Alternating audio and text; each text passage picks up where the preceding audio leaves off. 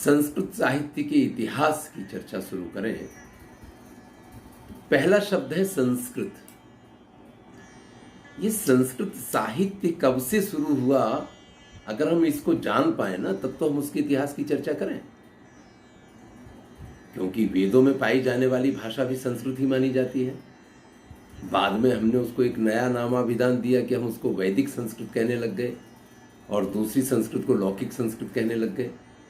इसलिए संस्कृत के दो विभाग हो गए। आप वेदों के समय की भी अगर चर्चा करते हैं तो आपको ज्ञात होगा कि ऋग्वेद का समय काफी पहले का है। पहले तो वेदत्रयी ही थी, अथर्ववेद तो था ही नहीं।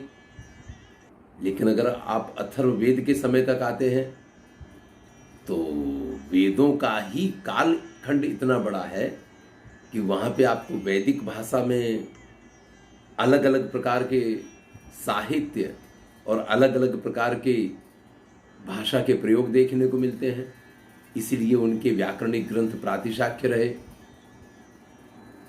लेकिन हम जिस संस्कृत साहित्य की चर्चा करेंगे वो पाणिनीय ने जिस भाषा को व्याकरण से आबद्ध किया, हम उसको संस्कृत भाषा के रूप में जानते हैं। तो सबसे पहली बात यह है कि संस्कृत भाषा कौन सी? पाणिनीय ने जिसको व्याकरण से आबद्ध किया, जिसको संस्कारित किया, जिसको सुसंस्कारित किया, और इसलिए जिसको संस्कृत कहा गया।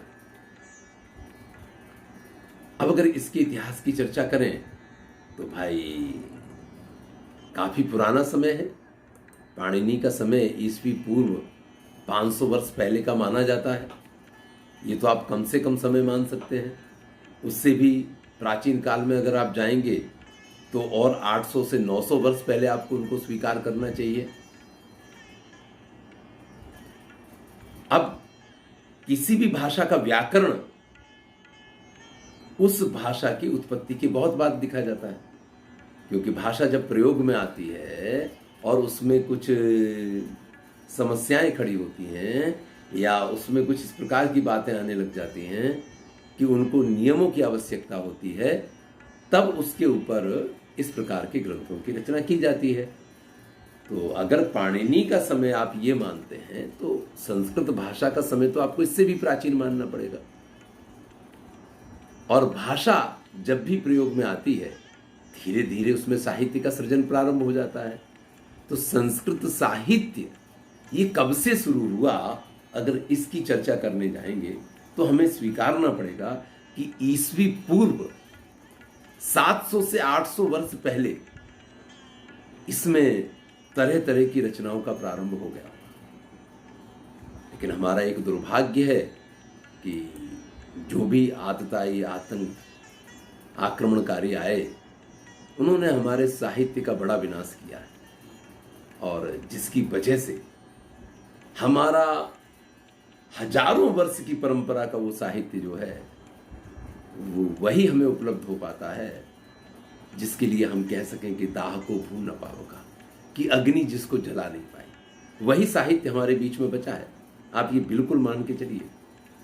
एक कल्पना कीजिए, आज अगर आप किसी भी भाषा के साहित्य को देखें, मैं गुजरात में हूं, गुजराती के साहित्य को देखूं, तो इसी समय एट ए टाइम अगर मैं 2021 की बात करूं तो कम से कम गुजराती भाषा में इस समय आपको 500 कवि मिल जाएंगे।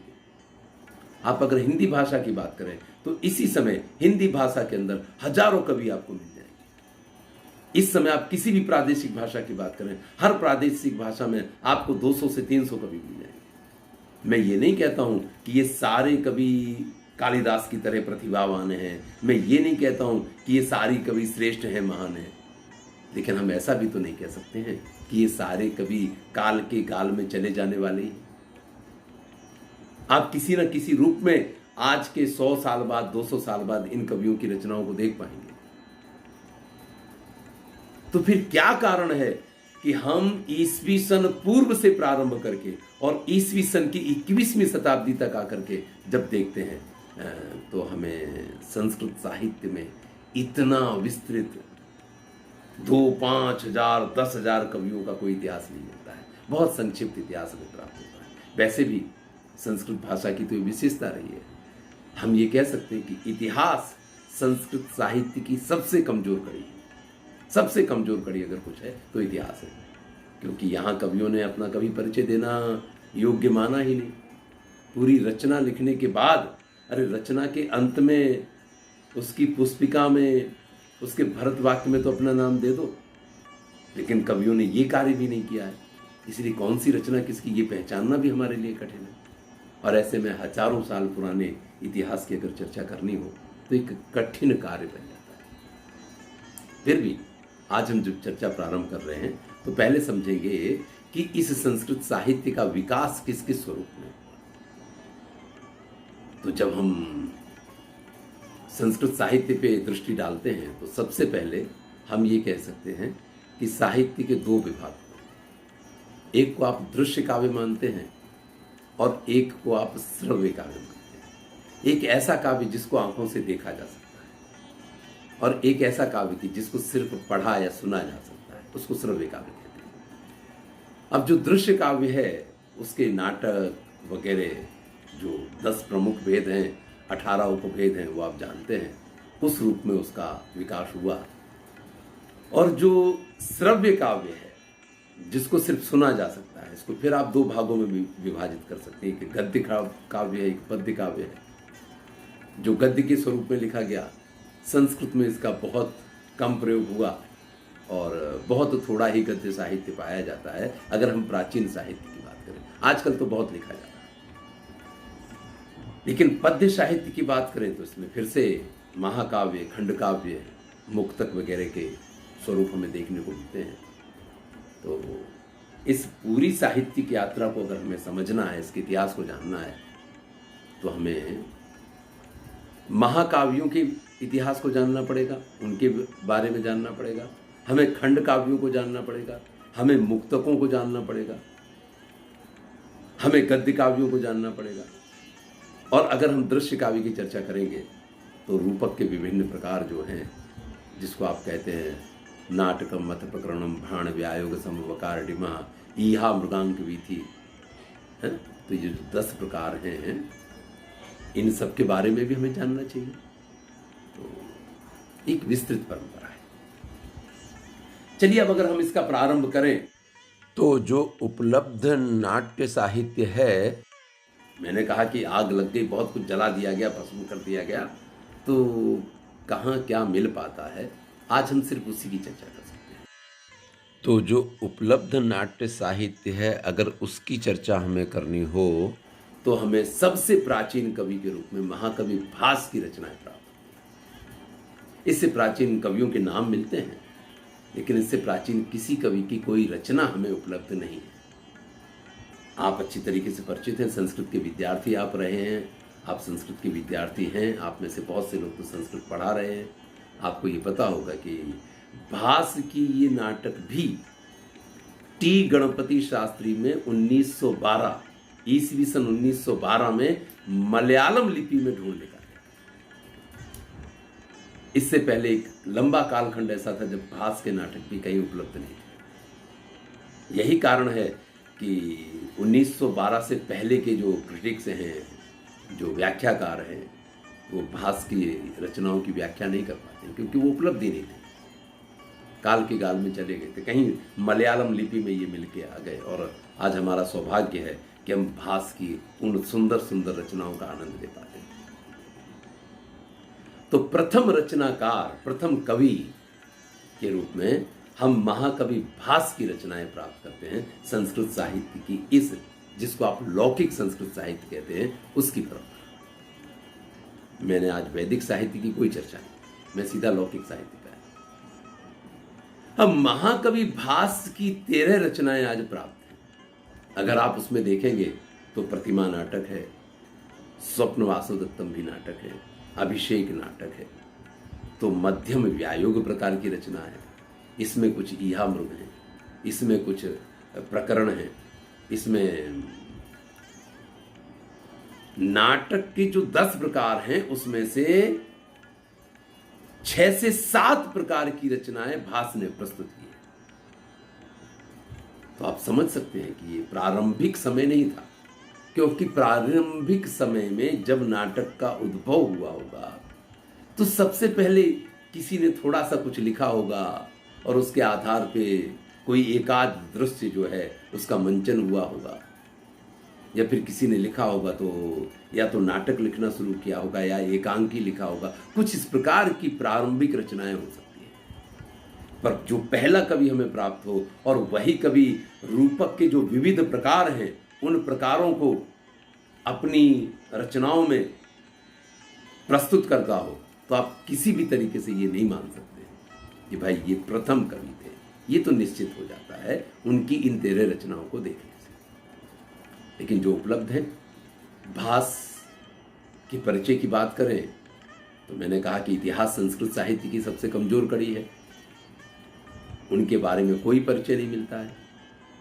कोई भास को कहता है कि ये ब्राह्मण थे, क्योंकि जो भी विद्वान है वो तो ब्राह्मण तो होता ही होता है, कर्म से तो ब्राह्मण है ही है, जन्म से जो रहे हो। कोई कहता कि वो धोबी थे। अब जिसको जो कहना है कोई कुछ भी कह सकता है, क्योंकि कोई प्रमाण तो उपलब्ध है नहीं हमारे पास। या तो कोई दंत कथाएं मिल जाएंगी या कुछ इस प्रकार की बातें किसी की कही हुई मिल जाएंगी, उसके आधार पर हमें इस चीज का निर्णय करना है। क्योंकि 13 रचनाओं को आप पढ़ लीजिए, 13 रचनाओं में कहीं भी भास के नाम का उल्लेख ही नहीं है। ये 13 रचनाएं भास की हैं, ये भी स्थापित करना एक कठिन कार्य था टी गणपति शास्त्री के लिए। हम सौभाग्यशाली हैं कि हम उस कालखंड में हैं जब हमारे पास एक निश्चयात्मक रूप में ये बात आकर के पहुंची है कि ये 13 रचनाएं महाकवि भास की हैं। आप विचार कीजिए कि आज ही कोई नाटक उपलब्ध हो और फिर उसके बारे में हमें ये चर्चा करनी हो कि किसकी रचना है, और उसमें कहीं किसी ने अपना नाम ना दिया हो कि भाई ये मेरी रचना है, तो हम कैसे तय करें कि ये किसकी रचना है, और किसी एक कवि के नाम पे उन रचनाओं को कैसे स्थापित किया जाए। ये एक बड़ा कार्य था। टी गणपति शास्त्री ने ये सारे कार्य किए और सिद्ध किया है कि ये 13, सबसे पहले तो ये सिद्ध किया कि भास की रचनाएं हैं। फिर प्रश्न ये खड़ा हुआ कि ये सभी भास की रचनाएं हैं या नहीं, तो उन सबकी प्रारंभिक जो स्थिति है कि नाद्यन्ते ततः प्रविशति सूत्रधारा, तो ये वाक्य सब में एक ही रूप में पाया जाता है, पाए जाने वाले पीछे के भरत वाक्य, और इन सब के अनुसार ये तय किया गया कि भाई ये जो है ये एक ही कवि की 13 रचनाएं हैं, क्योंकि इसमें विषय वैविध्य इतना पाया जाता है। कुछ महाभारत पे आधारित है, कुछ रामायण पे आधारित है, तो आप कहीं जाएंगे तो कुछ रचनाएं जो हैं लोक कथा पे आधारित हैं, और जिसके कारण ये भास की रचनाएं ये ज्ञात हुआ वो तो उदयन कथा आधारित रचनाएं हैं, कि उसके आधार पे ये तय किया गया कि ये सभी भास की रचनाएं हैं। तो चलिए, महाकवि भास के परिचय की अगर हम बात करते हैं तो कोई भी स्पष्ट जानकारी उनके विषय में उपलब्ध नहीं है। समय की चर्चा अगर हम करें तो हम उन्हें ईस्वी पूर्व 200 से 300 साल पहले रख सकते हैं। ईस्वी पूर्व 200 से 300 साल पहले हमें उनका समय स्वीकार करना पड़ेगा। उसका कारण यह है कि अगर नाट्य शास्त्र का समय ईस्वी सन पूर्व माना जाता है तो भास निश्चित रूप से नाट्य शास्त्र काल से पहले हुए। यह निश्चित है कि भास जो है वो नाट्य शास्त्र काल से पहले, हमें यह स्वीकार करना पड़ेगा, क्योंकि नाट्य शास्त्र के जो नियम है महाकवि भास उन नियमों का पालन नहीं करते। देखिए, उनके यहां रंगमंच पे आग भी आती है, बहुत सारी ऐसी चीजें हैं जो शास्त्रीय नियमों के विरुद्ध हैं और महाकवि भास उनका उपयोग करते हैं। तो नाट्य शास्त्र से पहले इनका समय हमें स्वीकार करना पड़ेगा, और इस हिसाब से भास के समय को हम ईस्वी पूर्व 200 से 300 साल पहले का माने ये योग्य है। राज सिंह राजा के संदर्भ में इन्होंने लिखा है कि राज सिंघा प्रशास्तु ना, तो कोई राज सिंह नाम के राजा थे जिनके दरबार में ये रहे होंगे, या उनसे ये प्रभावित है, क्योंकि अपनी पुस्तिका में, अपने भरत वाक्य में ये महाराज राज सिंह की बात है। मैंने कहा कि नाट्य कृतियां इन्होंने लिखी हैं, और ये संस्कृत को अगर हमें समझना है, उसके इतिहास को जानना है, तो आपको सबसे पहले इसी चीज पे ध्यान देना पड़ेगा कि कवि का परिचय उसकी रचना ही बनेगी। अगर आपको किसी कवि का परिचय चाहिए ना, उसका एक व्यक्तित्व हो, तो उस व्यक्तित्व को आप उसकी रचना से ही पहचानें। वो अपने नाटकों में कृष्ण की स्तुति करते हैं, तो वैष्णव थे, इसके आधार पर हम इस चीज को मान सकते हैं। वो अपनी रचनाओं में जिस प्रकार से महाभारत और विविध विषयों का उन्होंने समावेश किया है, तो बहुत बड़े विद्वान थे, इस चीज को भी हमें स्वीकार करना पड़ेगा। और बहुत जब आप रचनाओं को पढ़ते हैं और उसके अंदर जाते हैं तो आपको मालूम पड़ता है कि इनका व्यक्तित्व बिल्कुल सुलझा हुआ व्यक्तित्व होगा। इनको गोल गोल बातें पसंद नहीं है और वो कभी भी इस प्रकार से चलना पसंद नहीं करते कि लकीर के फकीर बन के चले। कई बार क्या है कि कवि रचना लिखता है लेकिन वो एक मार्ग का अनुसरण करता है कि प्रसिद्ध कथानक को लिया तो चलो भैया हम इस कथानक को लेके, और बिल्कुल वो रामायण पे भी रचना लिखते हैं, प्रतिमा नाटक लिखते हैं, तो उसमें उनकी सीता दिव्य है, उनमें उनकी सीता और राम दोनों का चरित्र मुझे रामायण से बहुत उत्तम दिखाई देता है।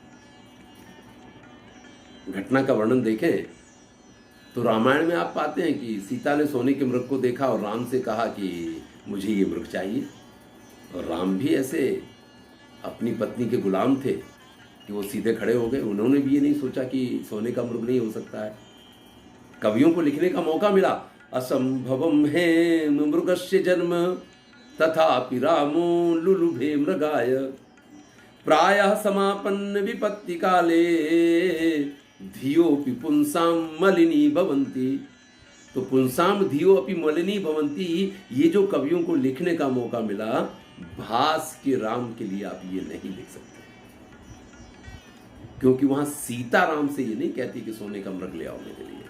वहां रावण आता है और रावण इस चीज को स्थापित करता है कि अगर आपको अपने पिता का श्राद्ध करना है, उनकी आत्मा को संतुष्ट करना है, तो तुम्हें सुवर्ण मृग के साथ उनका श्राद्ध करना चाहिए, और अगर आप इससे श्राद्ध करोगे तो आपकी पिता की आत्मा को तृप्ति मिलेगी। और ये तो आप समझ सकते हैं कि हम जब श्रद्धा में होते हैं, जब हम अपने पितरों के लिए कुछ करना चाहते हैं, तो हम कुछ भी करने के लिए तैयार होते हैं।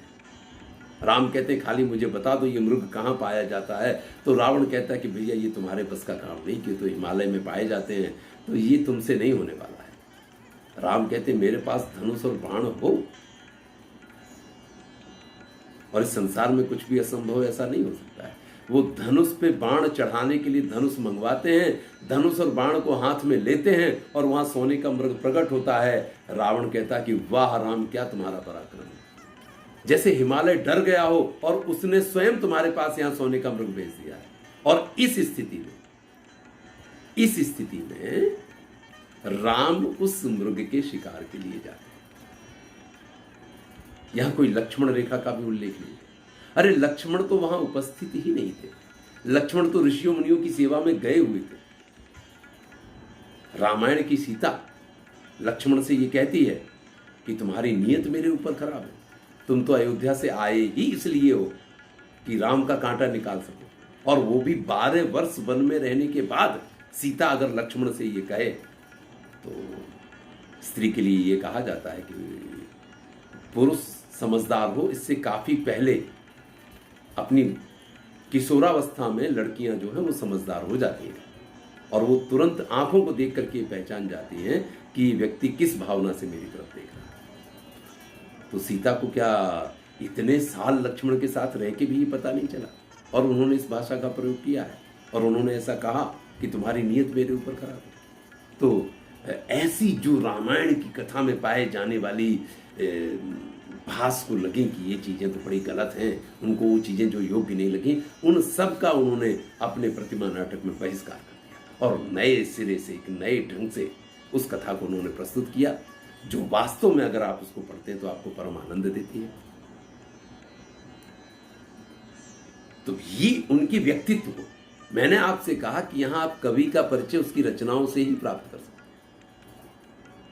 अगर मेरा व्यक्तित्व स्पष्ट है तो मेरे वीडियो में वो चीज दिखाई देनी चाहिए, और अगर वो स्पष्ट नहीं है तो मैं बहुत कुछ ऐसा बोलने की कोशिश करूंगा, लेकिन जो मुझे कहना है वो नहीं कह पाऊंगा। और अगर मैं नहीं कह पाता हूं तो इसका मतलब है कि वो कहीं ना कहीं कुछ ना कुछ कमी है।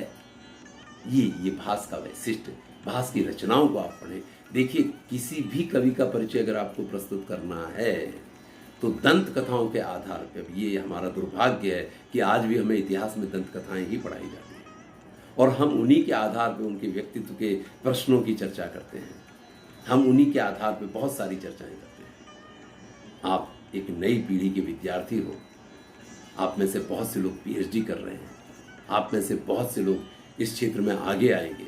अपने लेख लिखिए, अपना काम कीजिए और इस चीज को स्थापित कीजिए कि नहीं, विद्यार्थियों के पढ़ने के लिए एक स्पष्ट इतिहास होगा और वो संस्कृत साहित्य का इतिहास इस प्रकार से। आप जो निर्धारित करें वो इतिहास बनना चाहिए, क्योंकि कोई इतिहास ऐसा नहीं होता है जो अक्षरशः उसी प्रकार से होता है जैसा उस समय पे घटित हुआ। हर राजा अपने समय में अपने हिसाब से इतिहास लिखवाता है। देख लीजिए, आपके सामने के प्रमाण है। जब तक आपके यहाँ कांग्रेस शासन में थी तब तक आपकी पाठ्य पुस्तकों में इंदिरा गांधी पाई जाती थी, जवाहरलाल नेहरू पाए जाते थे, इसी प्रकार के सारे पाठ हुआ करते थे। आज वो नहीं है और बीजेपी का शासन है तो आपकी पाठ्य पुस्तकों में, इतिहास की पुस्तकों में दीनदयाल उपाध्याय पाए जाएंगे, श्यामा प्रसाद मुखर्जी पाए जाएंगे। जो सत्ता पक्ष में होता है वो परिवर्तन करता है। इतिहास उसकी इच्छा के अनुसार लिखा जाता है। कोई भी इतिहास आप ये नहीं कह सकते हैं कि 100% जिस प्रकार से लिखा है उसी प्रकार से घटित हुआ है। तो जब इतिहास लोगों की इच्छा के अनुसार ही लिखा जाता है तो कम से कम हम संस्कृत साहित्य के इतिहास को उनकी कवियों की रचना के आधार पे उनके व्यक्तित्व का परिचय अगर प्रस्तुत करें तो ये एक बहुत बड़ा काम होगा। इस तरफ मैं सभी विद्यार्थियों से कहूंगा कि अपने जीवन का एक लक्ष्य बनाएं और कुछ इस प्रकार के प्रयत्न करें। आज आपके पास वो योग्य अवसर है, योग्य समय है। संस्कृत भारती जैसी संस्थाएं हैं, बहुत सारे ऐसे केंद्र चल रहे हैं। स्वयं प्रधानमंत्री से लेकर बहुत सारे लोग ऐसे हैं जो कि इस क्षेत्र में संस्कृत को बढ़ावा दे रहे हैं, संस्कृत के लिए जो कार्य करने के लिए आपको आशीर्वाद देने के लिए।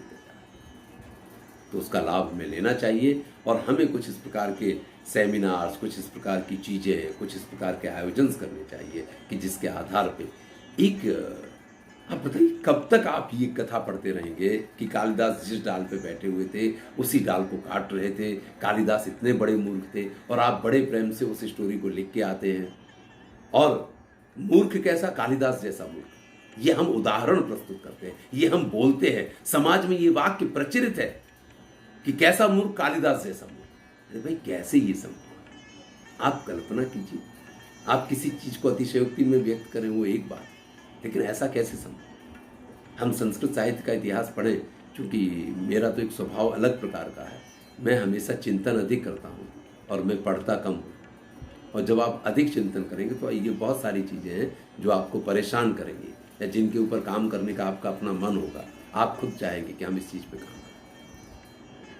तो महाकवि भास का परिचय अगर आपको प्राप्त करना है तो मैंने समय के बारे में कहा, उनके स्थान के बारे में आपको कोई इस प्रकार का स्पष्ट उल्लेख नहीं मिलता है, लेकिन जिस प्रकार से उन्होंने उज्जैनी की चर्चा की है, जैसे आप कालिदास का स्थान निर्धारित करते हैं, इस प्रकार से आप उनकी रचनाओं का जब अध्ययन करते हैं तो आप भास का स्थान भी निर्धारित कर सकते हैं। जैसे उनकी पुस्तिका में मैंने कहा कि भरतवाक्य में महाराजा राज सिंह का नाम है, तो मैंने कहा वो किसी राज सिंह महाराज के दरबार में रहे होंगे। तो ये जिस प्रकार के, अब उसमें भी परिवर्तन पाया जाता है। कोई राज सिंह लिखता है तो कुछ पुस्तकों में राज सिंह की जगह जय सिंघा प्रशासना कर दिया उन्होंने, कि राज सिंह की जगह जय सिंह कर दिया। तो आपको वहाँ पे भी 2 ऑप्शन देने पड़ते हैं कि या तो राज सिंह के दरबार में थे या जय सिंह के दरबार में थे। तो ये चीज़ें मैं कहता हूँ कि विद्यार्थियों तक क्यों पहुँचे। एक आने वाला विद्यार्थी जो है वो सिर्फ राज सिंह के बारे में जाने कि महाराज राज सिंह के दरबार में भास नाम के महाकवि।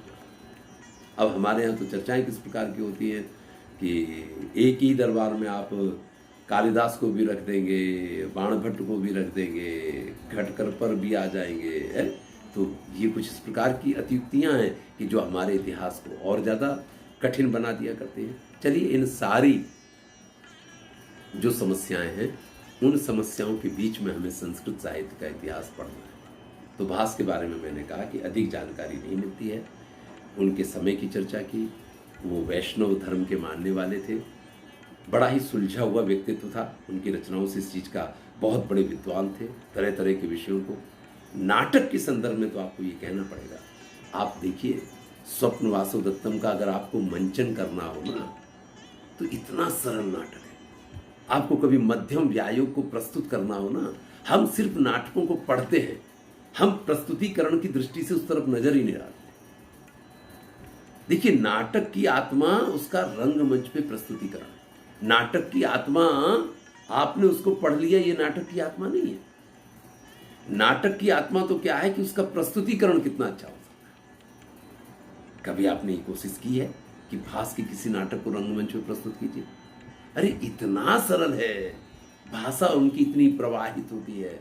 आप देखिए, आप अगर स्वप्न वासुदत्तम से तो आप सभी परिचित होंगे, कोई ऐसा विद्यार्थी नहीं होगा जिसने स्वप्न वासुदत्तम को ना पढ़ा हो, है? कितनी सरल भाषा का प्रयोग है। आप कठिन से कठिन जो श्लोक है ना, भिन्नास्ते रिपुवो भवन, या खगा वासो पेता सलिल मवगाड़ो मुनिजना, उनकी भी भाषा तो आप देखिए, विश्रब्धम हरिणा सरंत चकिता देशागत प्रत्यय। तो आप जब एक श्लोक को उठा करके देखते हैं तो उसकी भी भाषा, उसका सौष्ठव, काव्य का, साहित्य का, अलंकारों का, देखिए यहां तक आपके पास काव्य अलंकार के कोई ग्रंथ नहीं है। मैं तो उनको नाट्य शास्त्र से भी पहले रख रहा हूं। ये अलग बात है कि नाट्य शास्त्रकार ने अपने नाट्य शास्त्र में खुद से पहले हुए 60 जितने विद्वानों का उल्लेख किया है। कितने? 60 जितने, जो नाट्य परंपरा के विद्वान उनसे पहले आचार्य हो गए, उनका उल्लेख किया है। उनकी किसी की रचनाएं नहीं मिलती हैं, लेकिन उन्होंने उल्लेख किया है। तो भास से पहले भी कुछ ना कुछ इस प्रकार के नाटककार हुए होंगे, या नाट्य शास्त्रकार, नाट्य शास्त्रीय सिद्धांतों के रचनाकार हुए होंगे, जिन्होंने इन सब चीज़ों को कहा होगा कि भाई नाटक में ये होना चाहिए, अगर प्रकरण है तो ये होना चाहिए, अगर समवकार है तो ये होना चाहिए, व्यायोग है तो ये होना चाहिए। ये सारी चीज़ें उन्होंने कभी ना कभी इनके सिद्धांतों का प्रतिपादन किया होगा, और भास ने उन सिद्धांतों का अनुसरण कर करके जो इतनी रचनाएं हमें दी हैं। तो 13 इनकी रचनाएं हैं, आप सब परिचित होंगे, लेकिन फिर भी चूंकि मैं आज आपको पढ़ा रहा हूं तो एक बार कह देता हूं आपके सम्मुख, उन 13 रचनाओं को प्रस्तुत करता हूं। जिससे सर्वाधिक इनको प्रसिद्धि मिली, उस रचना का नाम स्वप्न वासुदत्तम। ये उदयन की कथा पे आधारित है, और इससे पहले एक रचना हमें रखनी पड़ती, प्रतिज्ञा योगंधरायणम। तो उदयन की कथा पे आधारित 2 रचनाएं हैं, प्रतिज्ञा योगंधरायण और स्वप्न वासुदत्तम। ये स्वप्न वासुदत्तम ऐसी रचना है कि जिसके लिए कहा गया कि दाहको भ्रूण न पावका, कि आग में इसको डाल दिया गया, लेकिन अग्निदेव प्रकट हुए और उन्होंने कहा कि भैया इसको हम नहीं जला सकते। आप कहेंगे कि कागज को अग्निदेव कैसे नहीं जला सकते? भाई कागज तो जला दिया जाएगा, लेकिन ये रचना तो जन जन के हृदय में विद्यमान है। किसी के हृदय के अंदर से उस रचना को निकाल के आप कैसे जला पाएंगे? ऐसा नाटक नहीं है कि बहुत विशालकाय नाटक हो, लोगों को उसके डायलॉग याद ना हो। आज आप देखिए, बहुत सारी फिल्में बन गई, लेकिन फिर भी 16 फिल्म जो बनी उसके डायलॉग इस प्रकार के हैं कि आज भी, अबे कालिया तेरा क्या होगा, आप किसी भी बच्चे के मुंह से सुन सकते हो। तो कुछ चीजें ऐसी होती हैं कि समय की गर्त उनके ऊपर कितनी भी धूल डाले, लेकिन वो धूल से ढक नहीं सकते, आग भी उनको नहीं जला सकती। तो ऐसा ये सुंदर नाटक। इसके अतिरिक्त लोक कथा पर आधारित उनकी 2 रचनाएं और पाई जाती हैं। एक दरिद्र चारुदत्त है, जिसके ऊपर से मृच्छकटिकम लिखा गया। आप मृच्छकटिकम का समय ईस्वी पूर्व प्रथम शताब्दी स्वीकार करते हैं, या ईस्वी सन की प्रथम शताब्दी शूद्रक का समय स्वीकार करते हैं, तो स्वाभाविक है कि उससे पहले भास हुए हैं। इस हिसाब से भी भास का समय आप तय कर सकते हैं। एक रचना है लोक कथा पर आधारित, वो है अविमारक। देखिए, फैंटेसी प्रकार की रचना है। यहाँ घोड़े पे बैठ के राजकुमार उड़ सकता है, राजकुमारी के भवन में जा सकता है, तो जो चमत्कारिक चीजें वो भी सारी चीजें यहाँ पे विद्यमान है। तो इस प्रकार की रचनाएं भी हैं। फिर जो भारत की संस्कृति और भारत की सभ्यता के मूल आधार हैं, उन रामायण और महाभारत को लेकर के इन्होंने बहुत सारी रचनाएं लिखी। रामायण को लेकर के 2 रचनाएं, एक प्रतिमा नाटक जिसकी चर्चा हमने उसमें से राम और सीता के चरित्र को श्रेष्ठ बनाने के लिए इसमें कैकेयी के चरित्र की भी बात की गई है। तो उसकी चर्चा हमने थोड़ी आपके साथ की। वो प्रतिमा नाटक है। क्योंकि मुझे ये लगता है कि प्रतिमा और अभिषेक ही कभी एक ही नाटक हुआ करता होगा, बड़ा विशालकाय होगा, लेकिन बाद में कवि को ऐसा लगा होगा कि तो बहुत बड़ा हो गया, मामला गड़बड़ हो जाएगा, तो उन्होंने अभिषेक नाटक को अलग किया है। इस प्रकार का कुछ लगता है, क्योंकि अभिषेक नाटक में कथानक जो है वो रामायण में जो जो अभिषेक हुए, सुग्रीव का राज्याभिषेक होता है, विभीषण का राज्याभिषेक होता है, राम का राज्याभिषेक होता है, ये जितने राज्याभिषेक हुए उनकी कथाओं को लेकर के लिखा गया है। और यही विषय जो है आपको प्रतिमा नाटक में संक्षिप्त हुआ दिखाई देता है कि जैसे एक पैराग्राफ में इन सारी चीज़ों को खत्म कर दिया, तो वहाँ जिसका उपसंहार कर दिया है यहाँ उन्हीं चीज़ों का वर्णन किया गया है। इसलिए पूरी रामायण की कथा को लेकर के इन्होंने एक नाटक लिखने का निर्णय किया होगा, लेकिन जब वो बहुत विशालकाय हुआ तो उसके दो भाग हो गए, और एक नाटक को हम प्रतिमा नाटक के रूप में जानते हैं और दूसरे नाटक को हम अभिषेक नाटक के रूप में जानते हैं। ऐसी इन्होंने महाभारत की कथा को लेकर के 6 कृतियां लिखी हैं, और कुछ विद्वान इनमें भी एक क्रम बनाने की कोशिश करते हैं कि पहले ये, दूसरी कृति ये होगी, तीसरी कृति ये होगी, लेकिन हम ऐसा कोई कालक्रम उनका निर्धारित नहीं कर सकते हैं। कौन सी रचना पहले लिखी गई ये भी हम निर्धारित नहीं कर सकते हैं। लेकिन अगर महाभारत के कथानक के आधार पे हम इन रचनाओं को एक क्रम में लगाना चाहें तो ये हमारे लिए संभव है। इसमें मध्यम व्यायोग है। मध्यम व्यायोग के बाद आप पंचरात्रम को रख सकते हैं, फिर दूत वाक्य आएगा, कर्णभारम आएगा, दूत घटोत्कच आएगा और उरुभंगम।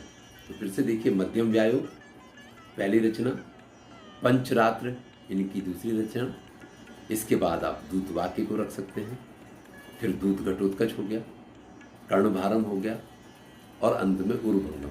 ये 6 रचनाएं की महाभारत आधारित है। मैंने कहा ये वैष्णव थे, कृष्ण से बहुत इनको लगाव है और कृष्ण की बाल लीलाओं को लेकर के इन्होंने बाल चरित नाम का नाटक लिखा है। अब यहाँ पे भी फिर आप देखिए, ये बड़ा ही मुझे भास इसलिए बहुत अच्छे लगते हैं।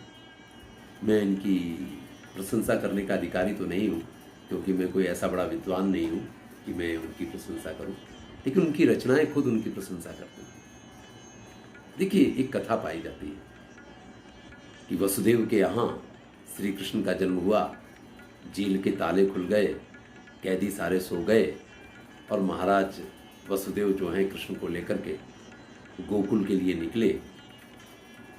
अब इसके आगे की जो कथा मिलती है वो बड़ी विचित्र कथा है कि गोकुल जब वो पहुंचे तो जशोदा के यहाँ कन्या का जन्म हुआ है और वो कन्या का जन्म किसी को पता ही नहीं चला, और ये वहां गए हैं अपने पुत्र को वहां छोड़ करके उस कन्या को लेके चले आए। अब ये कैसे संभव है कि एक स्त्री एक बालक को जन्म दे, न उसको इस चीज का पता चले, न उसके आसपास रहने वाले किसी दासी को। भाई यशोदा कोई ऐसी तो थी नहीं कि अकेली कहीं जंगल में पड़ी रहने वाली स्त्री हो कि जिसके आसपास कोई है नहीं। उसकी सेवा में बहुत सारी, और बहुत दिनों बाद गर्भवती हुई है, तो ऐसी स्थिति में बहुत सारी सेवक सेविकाएं उसके आसपास रहती होंगी। तो ये कथा कैसे समझ में आ जाए कि यशोदा के यहाँ एक लड़की का जन्म हुआ, लेकिन किसी को पता ही नहीं चला कि यशोदा ने एक लड़की को जन्म दिया है, और वो गए वहाँ, लड़के को सुला दिया, लड़की को उठा लिया। अब आप ये भी तो कल्पना कीजिए कि अगर आप दृश्य देखते हैं कि वसुदेव गए हैं तो लड़की वहाँ जन्म लेगी, ऐसे स्थान पे तो नहीं पाई जाती। जसोदा के बगल में सोई दिखा रहे हैं आप, तो जसोदा के बगल में अगर वो सो रही है तो किसी को पता नहीं चला, तो अपने आप वहाँ कैसे वो पहुँच गई। तो कथानक में जो चीज़ों की कमी है, भास उन चीज़ों को दूर करते हैं। वो बालचरितम में लिखते हैं कि जशोदा की पुत्री का जो जन्म हुआ, जशोदा को उस चीज का ज्ञान न होना एक बात है, लेकिन नंद बाबा को पता है वो पुत्री मृत पैदा हुई है, और मृत पुत्री का अंतिम संस्कार करने के लिए वो वही यमुना के किनारे पहुंचे हैं। जाकर के वसुदेव वहां आकर के पहुंचते हैं अब जिसकी पुत्री मर गई वो स्वाभाविक है कि वो रुदन करेगा। ऐसे में नंद बाबा रो रहे हैं अपनी पुत्री के लिए। जब वो विलाप करते हैं तो वसुदेव उस आवाज को सुनते हैं कि अरे ये तो मेरे मित्र का विलाप है, मेरा मित्र क्यों रो रहा है। तब वो वहां पहुंचते हैं और वहां पे उन दोनों का मिलन हुआ। अब इस मिलन में वो कहते हैं कि भैया हमारे पुत्र को संभालो। अरे ये तो कितना अच्छा मौका मिल गया कि जो पुत्री मर गई है उसको मैं अपने पुत्र के स्थान पे रख दूंगा, वो तो वैसे ही मर चुकी है, तो कंस को हम बता देंगे। और इस प्रकार से उस पुत्री को लेकर के वो आए हैं जो पहले से मृत थी।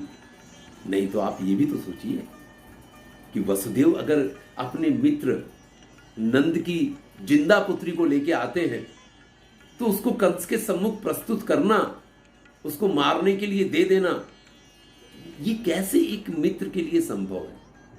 तो ये बहुत सारी ऐसी बातें हैं जो भास ने अपनी रचनाओं में अपने ढंग से प्रस्तुत की हैं।